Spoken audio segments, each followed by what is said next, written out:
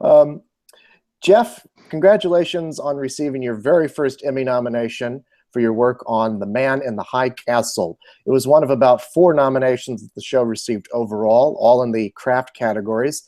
So quite a well-designed show, shall we say. How did it feel getting the news you'd been nominated?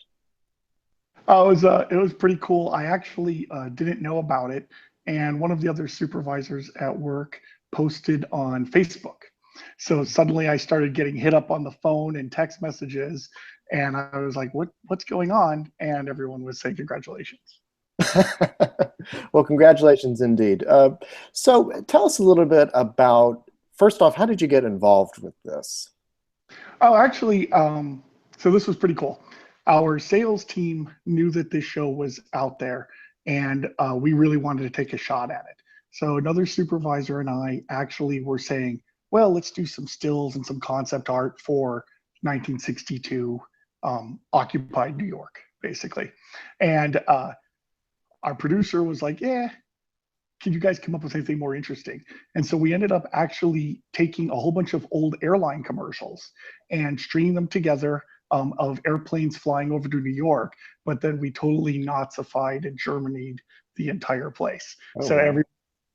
yeah, so it's like, the buildings have, all the symbols. We took out all the modern buildings, that type of stuff. Um, and then overall, we took this entire commercial that we made and we bought a old television, a 1960s television on Craigslist.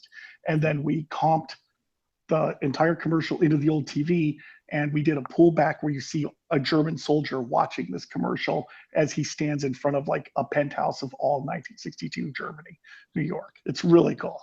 And so we sent this along with our standard pitch. And later, the director, David Semmel, actually said, yeah, we saw that and knew you guys wanted the job. And that's how we got it. Well, congratulations on that. They say be bold when you're trying to pitch yourself for a So job. Certainly did that. Tell us a little bit about what were some of the hardest challenges that you had to face in this show from a visual effects standpoint. Well, the biggest thing, so I was a supervisor on the pilot, Mhm. and the biggest thing we ran into on the pilot was we were actually shooting in Seattle. And the problem there, of course, is it does okay for duplicating as San Francisco, but is nothing like New York. And so all of our New York sequences actually, we ended up shooting in an industrial parking lot. Um, Seattle, it was cold, rainy, and windy all of the time. Very quickly, it was clear when I went out there that we couldn't do green screen for these very large shots. Um, you'd be putting up, a football field worth of green screen. There was just no way. So one of the big things we did on that show was no green screen at all. Everything you see is basically just the actors and the extras, some real cars, and occasional props and set pieces, and then everything else has been replaced with CG. Wow, no kidding. For Yeah, for New York. San Francisco's a little bit half and half. So if you ever see the San Francisco shots when she first walks out of the dojo, that's actually a real block that production design set dressed, and then after a certain point, it all falls off to CG down to the Golden Gate Bridge. Hmm. And when you're planning this, I spoke with your production designer on this show. Talk about the collaboration between the two of you and working together to say, okay, this is where my job begins and or my job ends and your job begins, right? Yeah. In building this world. Oh, so you talked with Drew, I huh? did, yeah. Yeah, Drew is absolutely fantastic. He and his crew were amazing. When I got onto the show, they already had their war room of tons of art design, as well as production design, because they were building a lot of all the signage and all of the set pieces that were going to like sit on top of buildings or sit onto corners and that type of stuff. Um, so I'm not really sure where it would begin and end. I mean, the biggest thing that we did was Drew made sure that I had digital versions of everything they had done. So I got all of the signage and posters and artwork that he had. A lot of times what would happen is he would give us a piece of artwork. So for example, the V9 rocket plane at Hirohito. He would give us what he conceived of it. We would send it back to Zoic. The guys would start mocking up a simple CG version, and then we kind of bounce it back and forth, right? And so that was usually our process. Sometimes David Semmel would basically chime in and say like, hey, did you guys go see the Concorde? And we're like, okay. And then we'd all go off to the Concorde, at, that type of thing. But mostly it was super, super collaborative. Drew is great. I really hope to work with him more in the future. Those guys were fantastic. Well, what's so extraordinary about what you and Drew and everyone else did was you created a world. And it's a very delicate thing that you had to do as well, because you had to create a world that looked like our world in a specific time period, but little changes here and there that suggest what would happen if this alternative history of the Nazis winning World War II had happened. Totally. Can you talk a little bit about that? Sure. So one of the biggest things we did, which I thought was really interesting, is we had a lot of architecture books. And so if you walked onto anybody's desks, there were architecture books from like the 40s, 50s, and 60s all over the place. And there was two reasons for that, honestly. The first reason was, trying to figure out like, okay, what modern buildings would have to go away.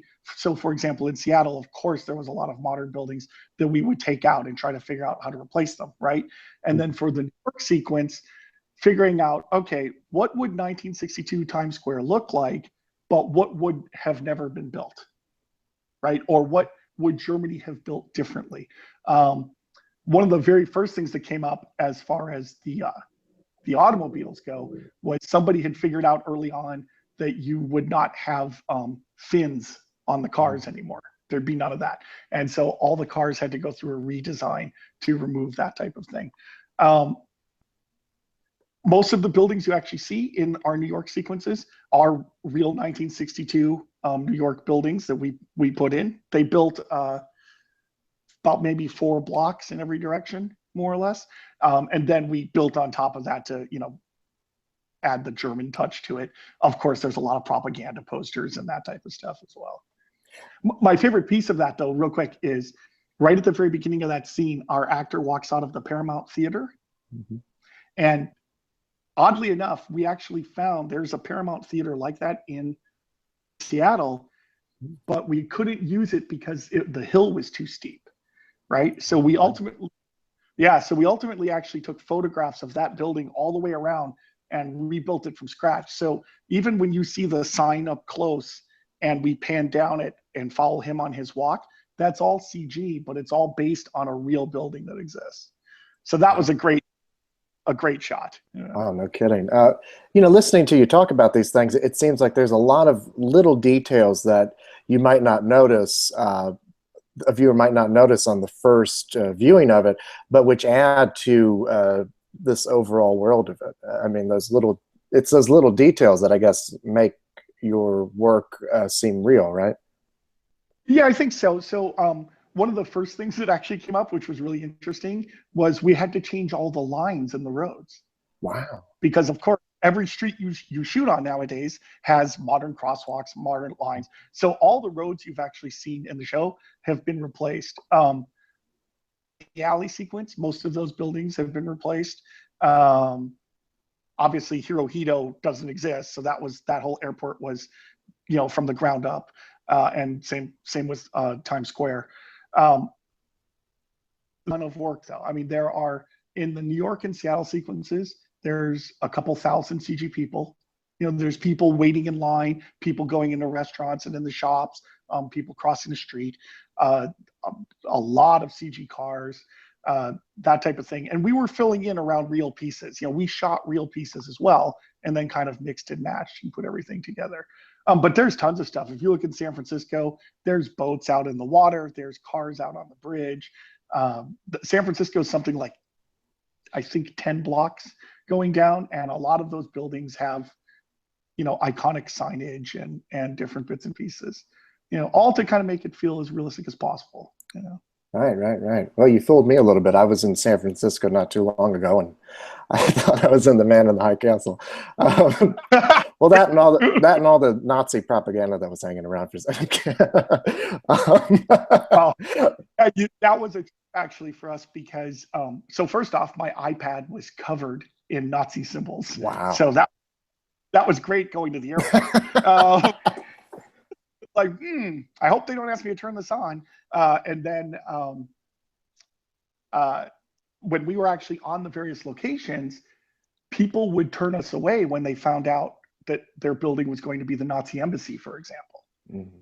Right? Even though maybe we were only using the first floor or we were going to replace the entire building, they'd be like, oh, so what's the show? Like, well, you're the Nazi embassy. I'm like, yeah, take a hike.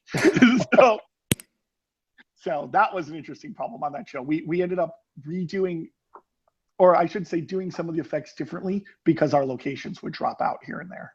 Yeah, Drew mentioned something like that in his interview, that you guys had a hard time convincing some buildings to do it, and I guess you had to let them know what the context of the show was, so they didn't think you were just doing a Nazi rally in their building. Well, that actually, so on the checkpoint sequence, we're actually outside on a real functioning bridge for that sequence. And so what would happen is in between takes, they would open the bridge up so that traffic could flow through. We had people yelling at us, flipping us off, because all they see is a bunch of guys in, Nazi uniforms. And it was crazy. That shoot day was nuts. Sounds like it. So you've been in the special effects business for some 20 odd years, if I'm doing my Yeah. math correctly. Some of your early credits were work on Titanic and the X-Men movies, and I mean, you've done a wide variety of film and TV. How did the two compare, working in the two? The lines are blurring a little bit, it seems, in terms of quality and amount of work you have to do. Totally. What's more amazing to me is I've never seen anything as fast as television in my life. Mhm. They shoot quickly, and your post schedules are short because they have to be. An episode's airing every week, that type of thing. Pilots have been a little bit closer to what I'm used to in features because our pilot post schedule was 6 or 7 weeks, that type of thing. So you can kind of push the quality a little bit more there. But yeah, the lines have definitely blurred. I mean, the simple fact is I would argue that the reason you see people watching shows on Netflix, watching shows on Amazon, or looking for higher end shows on network television is because they want more complicated looks. Let's face it, the audience has gotten a lot smarter with visual effects, right? They don't want anything that looks like a video game anymore. And so I do think that's what a big change in our industry. I've noticed Zoic, for example, we actually have 3 facilities now. We have Los Angeles and Vancouver and New York, and we need that kind of manpower and horsepower to keep up with these schedules. So that's the biggest difference I see. Movies were great for me back in the day because we had a year and a half to do them. Oh, Now you have like 6 months. Television, you only have a couple of weeks. well, I guess you've learned over the years to, I guess, work faster. The better you get at it, is it the better you get at it, the easier it is to sort of see problems coming down the horizon and be able to solve them quicker? Yeah, I think so. So for example, I think television directors, for example, that I've been lucky enough to work with, they're all visual effects savvy at this point. And so they're very good about saying, this is what I want to shoot, but tell me what I can shoot, right? Because they understand that like there's a whole back end to this now that you're going to be running out of time on. So they've gotten very good with that. Back in the old days for visual effects for like features, people would come to you and say something like, I don't know how to do digital people. What are we going to do? And then, 10 of us would sit in the room and go, oh God, how are we going to do this? Right. And then we'd go figure it out over the next 6 months. I would say one of the biggest things now that I see with artists is their tool set is extremely strong compared to the old days. Their knowledge base is very strong and they're able to set things up quickly, right? So we're able to get a lot more feedback faster to say like, okay, here's the people. Is this what you want? Yes, no, that type of thing. We're able to do that much better now than we were in the old days. And of course, back in the old days, we're also working with film. So everything was much, much slower for development time and everything else, Right, absolutely. So in this pilot, if you were to say a voter or a fellow visual effects artist, point to something and say, this is an example of the best that we did on this show, what would it be? I would say, so I like the New York sequence, obviously, because it's big and pretty. But my favorite sequence is Hirohito Airport, because I don't know if people realize this, but there's nothing there. That airplane was not there. It is literally the only two things we had on that location was the stairway and the limo that you see parked. Everything else has been replaced. And the reason for that was at the time was they had toyed with the idea of shooting at a real Concorde, but we couldn't do it. So I actually went and we shot thousands of pictures of the Concorde to rebuild it as accurately as possible, and then have the guys modify it to be a German rocket plane. I love that sequence because that's the close-ups of our actors like literally coming out the door, and that entire plane is all CG. Every bolt, everything. All the people moving the bags in the background, the whole bit. So that is my definitely my favorite sequence. That's amazing. I had no idea that was completely CGI. Wow. That sequence, absolutely incredible. So that's my favorite one. Well, good. The monorails. Well, thank you so much, and congratulations again on your nomination. It was a pleasure talking with you. Thank you so much. Thanks, Zach. You're welcome. Have a great day.